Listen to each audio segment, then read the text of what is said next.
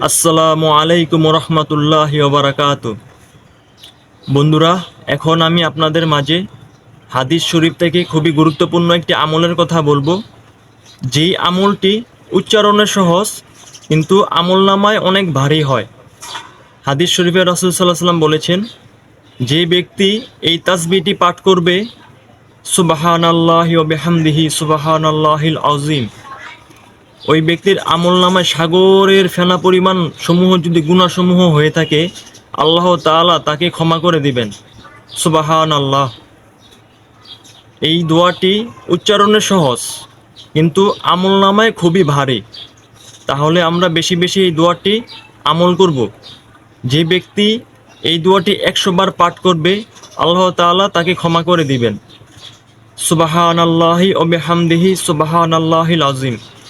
এটি বুখারী শরীফের হাদিস।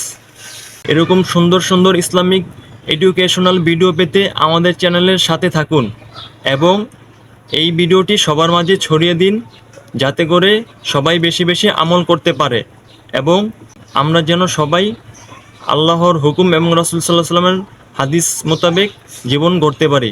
সবাইকে অসংখ্য ধন্যবাদ।